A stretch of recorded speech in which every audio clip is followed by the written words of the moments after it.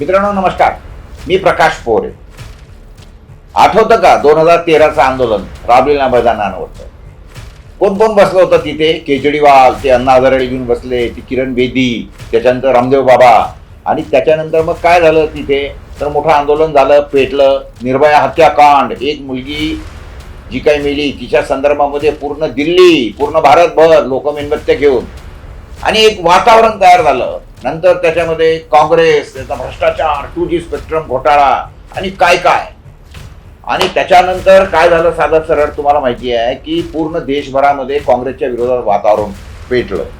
आणि त्याच्यानंतर लोकांना असं वाटायला लागलं की अरे बापरे, हे काँग्रेस फार भ्रष्टाचारी आहे. आणि त्याच्यानंतर काय झालं, त्याच दरम्यान नंतर मोदीचा उदय झाला. मोदींनी म्हटलं की मी गुजरातचा असा असा विकास केलाय, प्रचंड विकास केलाय. त्यांनी लोकांना आवाहन केलं की तुम्ही काँग्रेसला 60 वर्ष दिलीत, मला फक्त 60 महिने द्या, मी देशाचं भाग्य बदलून टाकेल, मैं भारत को सोने की चिड़िया बना दूंगा वापिस से. आणि त्याच्यानंतर लोकांनी त्यांना 60 महिने मागितले होते, 60 नाही 120 महिने दिले. म्हणजे 2024 पर्यंत 10 वर्ष त्यांना दिली, इतकं लक्षात घ्या. आणि त्याच्यानंतर 10 वर्षानंतर आता जेव्हा 2024च्या निवडणुका झाल्या तर ते आता काय म्हणतात, आता ते लोकांना म्हणतात मैं 2047 का ये मेरा अजेंडा आहे. म्हणजे शेतकऱ्यांनाही त्यांनी 2017ला असंच गाजर दाखवलं होतं, लक्षात घ्या. ते म्हणाले होते की मी 5 वर्षात म्हणजे 2022 पर्यंत लागत से दुगना कर दूंगा, आपका मुनाफा दुगना कर दूंगा. प्रत्यक्षात काय झालं, तर प्रत्यक्षामध्ये लागत से दुगना नफा दूरच हो, तर मोदींनी काय करून टाकलं, शेतीचा खर्च मात्र दुप्पट करून टाकला. आणि शेतमालाचे भाव ते निम्म्यावर आले. 4,000चं सोयाबीन जे 8,000वर 10,000वर आपण विकलं होतं ते पुन्हा 4,000वर आले.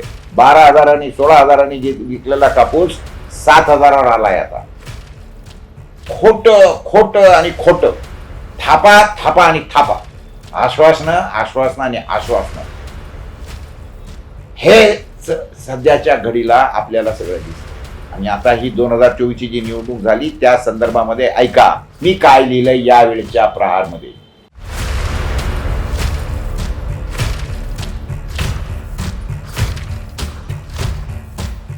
नमस्कार, देशोन्नतीमध्ये मी ऐश्वर्या शिंदे आपलं स्वागत करते.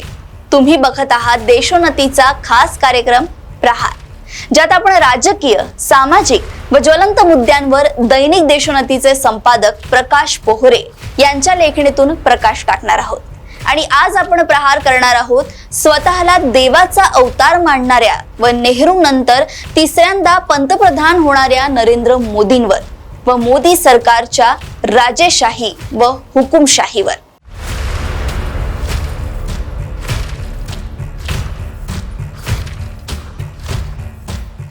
राजा शक्तिशाली होत जातो, तो एक हाती सत्ता राबवतो, मग त्याला जगाचा करता धरता आपणच असल्याची स्वप्ने पडू लागतात.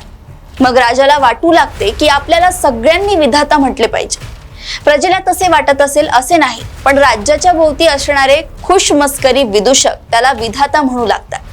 राजाला ते आवडू लागतात. हे खुशमस्करे सांगतील तेच राजाला खरे वाटू लागते. हे सगळे पुन्हा सांगण्याचे कारण म्हणजे नरेंद्र मोदी या एका व्यक्तीने जगाला एक नवा शब्द दिलाय. पुरोगामी, प्रतिगामी, संघी, हिंदुत्ववादी, कम्युनिस्ट, मार्क्सिस्ट यांच्या जोडीला त्यांनी मोदिस्ट असे स्वतःला ठरवून दिले आहे.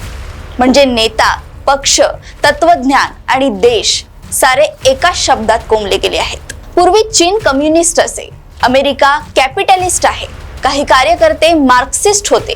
आता हा मोदिस्ट शब्द भारतीय मतदारांच्या तोंडी घालून मोदी हे अवघ्या देशाला चिकटवू पाहत आहेत. अर्थातच मोदींना हा देश मोदिस्ट भारत करायचा आहे असे म्हणूया. तसे म्हणायला सबळ कारणही आहे. आणि ते कारण असे की नरेंद्र मोदी स्वतःला मतदान करण्याची भाषणे करत होते. ना त्यांनी कधी कुणा उमेदवाराचे नाव घेतले, ना भाजपाचे, ना NDAचे. इतकंच नाही तर अब की बार फिर मोदी सरकार अशी त्यांनी स्वतःच घोषणा दिली होती. आणि चक्क 400चा आकडा गाठण्याची भाषणे देखील दिली होती. आज बहुमत मिळाले नसल्यामुळे ते 10 वर्षात पहिल्यांदा NDA सरकार हा शब्द उच्चारताना दिसत असतील तर हा भाग वेगळा. प्रकाश पोहरेंनी मोदींच्या या घातक धोरणांना आपल्या लेखणीतून अतिशय निर्भयपणे मांडण्याचा प्रयत्न केलाय. जो सामान्य जनतेने समजून घेण्याचा प्रयत्न केलाच पाहिजे. ते म्हणतात 2014 साली जेव्हा नरेंद्र मोदी हे भाजपाचे पंतप्रधान पदाचे उमेदवार म्हणून समोर आले तेव्हापासून भाजपा अंतर्गत लोकशाही संपली. एवढेच नव्हे तर एनडीए मधील घटक पक्षांना दबावाखाली आणून मी, माझं आणि माझंच असा त्यांचा प्रवास होत गेला. आज देखील मोदींनी एनडीएचे आणि भाजपाचे संसदीय नेते म्हणून स्वतःला घोषित केले. खरे म्हणजे पक्षाचे किंवा आघाडी असेल तर त्या आघाडीचे एक संसदीय मंडळ असते. त्या मंडळाने आपल्या प्रमुखाचे नाव सुचवायचे असते. त्यामध्ये इच्छुक उमेदवार स्वतःचे नाव पुढे करत असतात. नंतर एकमुखाने निवडणूक होत असते. मात्र या ठिकाणी अशी काही प्रक्रिया झालेली नाही. या वर्षीची लोकसभा निवडणूक 2014 आणि 2019च्या निवडणुकींपेक्षा खूपच वेगळी ठरली. पूर्वीच्या दोन्ही निवडणुकीत मोदींचा प्रभाव हा सर्वाधिक परिणामकारक घटक ठरलेला होता. आताच्या निवडणुकीत मात्र मोदींचा प्रभाव लक्षणीय प्रमाणात कमी झाल्याचे आढळले आहे. महाराष्ट्र राज्याचा विचार केला तर यंदा राज्यामध्ये महाविकास आघाडीने 30 जागांवर मुसुंडी मारली आहे, तर महायुतीला केवळ 17 जागा मिळाल्या. राज्यात काँग्रेसने सर्वाधिक 13 जागांवर विजय मिळवला आहे. संपूर्ण देशाचा विचार केल्यास इंडिया आघाडीने 232 जागांपर्यंत मजल मारली, तसेच एनडीएने देशात 294 जागांवर आघाडी मिळवली आहे. 400 पार हा नारा अपयशी ठरलाय. एनडीए जरी आघाडीवर असली तरीही फार कमी फरकाने एनडीएने लीड मिळवली आहे. जनतेने बहुमत हे दिले ते एनडीएला दिले, एकट्या मोदींना किंवा त्यांच्या भाजपाला नाही. मोदी नावाचा हा करिश्माच जनतेने नाकारलेला दिसतोय. या सगळ्यात विरोधी पक्षांची किंमत कशी कमी करण्यात आली यावर प्रकाश पोहरेंनी भाष्य करताना म्हटलंय की लोकशाहीत विरोध हे लोकशाही सुदृढ करणारे हत्यार असते, पण मोदी पर्वात त्यावर देशद्रोहीपणाचे शिक्के मारले जाऊ लागले. नरेंद्र मोदी यांचं वर्तन ते जणू या देशाचे सर्वेसर्व आहेत असं होत गेलं. स्वतःला ईश्वराचा अंश मानण्यापर्यंत मोदी यांची मजल मारली गेली. खरे तर गेल्या 10 वर्षात संसदीय लोकशाहीला साजेसे वर्तन मोदी यांच्याकडून घडलेच नाही, यात कोणताही संशय नाही. लोकशाहीला मुळीच अपेक्षित नसलेला एक वेगळा एजेंडा नरेंद्र मोदी यांनी अमित शहा यांना साथीला घेऊन वापरला. विरोधी पक्षांना तुच्छ लेखण्यात धन्यता मानली जाऊ लागली. 2014 सालापासून भाजप म्हणजे मोदी आणि मोदी म्हणजे भाजप असे समीकरण राहिले आहे. सध्याच्या घडीला नरेंद्र मोदी हे 2 पक्षांच्या कुबड्या घेऊन तिसऱ्यांदा पंतप्रधान होणार आहेत. लोकसभा निवडणुकीच्या निकालानंतर नितीश कुमार आणि टीडीपी प्रमुख चंद्राबाबू नायडू किंगमेकर म्हणून समोर आले आहेत.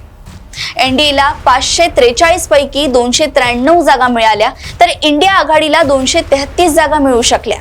भाजपाला 240 जागांसह बहुमत मिळाले, परंतु 272च्या जादुई आकड्याला ते स्पर्श करू शकले नाहीत, ज्याच्या भरवशावर ते एकट्याने सरकार बनवू शकतील.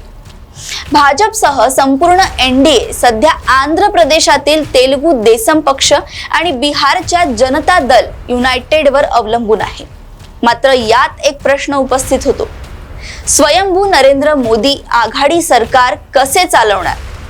10 वर्षांची कारकीर्द पाहता मी म्हणेन ती पूर्व दिशा अशी प्रवृत्ती असलेल्या मोदींसोबत टीडीपी आणि जेडीयू हे दोन्ही पक्ष टिकूच शकणार नाहीत. मोदींना गेल्या 10 वर्षांमध्ये सत्ता कोणा नेत्याशी व पक्षाशी विभागावी लागली नव्हती.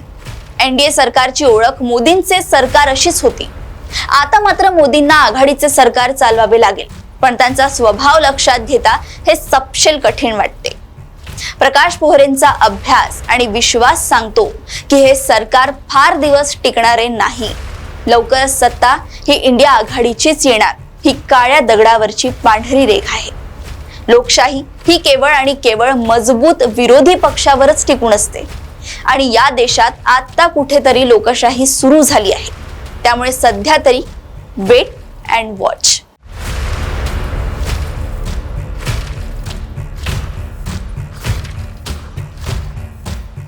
आज एवढंच. पुन्हा भेटूया नवीन ज्वलंत विषयासह. बघत रहा देशोन्नती.